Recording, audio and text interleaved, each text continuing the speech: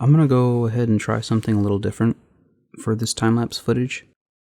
I figured I'd give the video essay format a try, so any and all feedback will be much appreciated.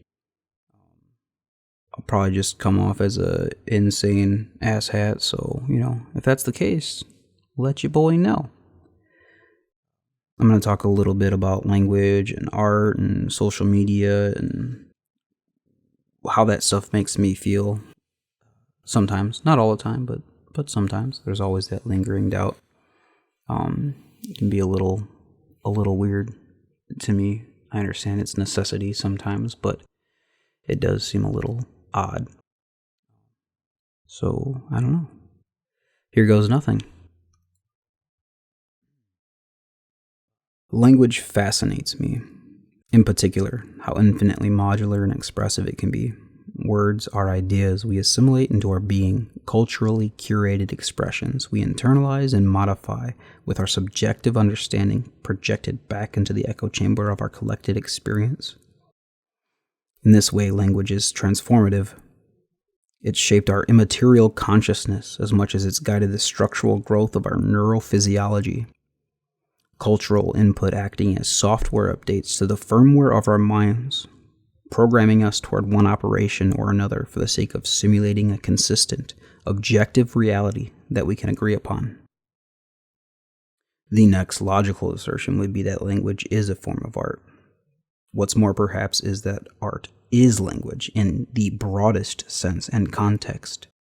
These subtly nuanced idiosyncrasies of each artist are like an alphabet for a visual language we're all reinventing as we learn to speak it. The shift in tone and tempo in the grand symphony of life is an ancient dialogue we shared in which whole cultural movements are as single notes lost in melody. So it follows that everything we create as artists are as much expressions of the individual as of the collective.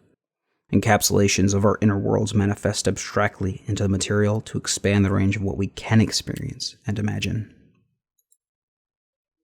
Traversing this path of thought further, I can't help but to feel that the ability to express new experiences and ideas is as much a consequence of privileged boredom as it is a byproduct of the need to navigate along the varied hostile environs of our prehistory.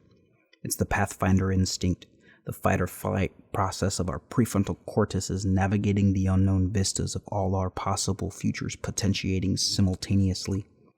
Prescient pattern recognition repurposed toward inventing new simulacra, all to stimulate the brain in its process of actualizing the mind, the end result of which sometimes appears an unending arms race, megalithic corporations weaponizing all our best and worst ideas in efforts to establish dominance in the hierarchy of entertainment and commercial art,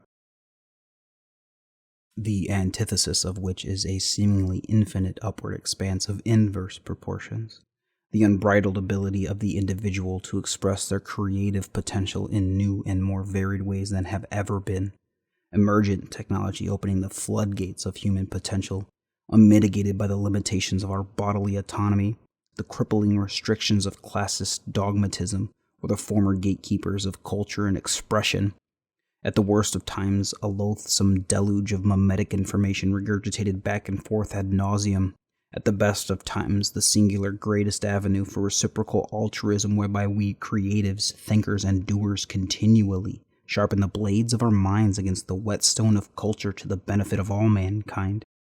As the iron sharpens the iron, as each blade sharpens the next, so too are our edges honed by the experiences we share and the means by which we communicate them.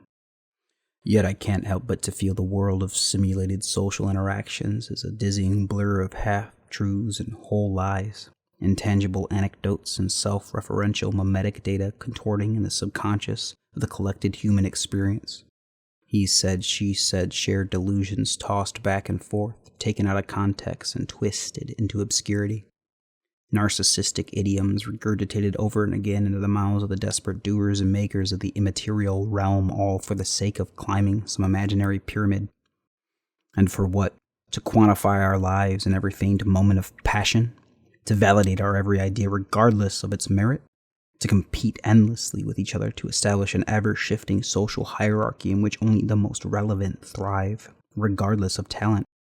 When everything you do can be outsourced, why bother doing anything at all?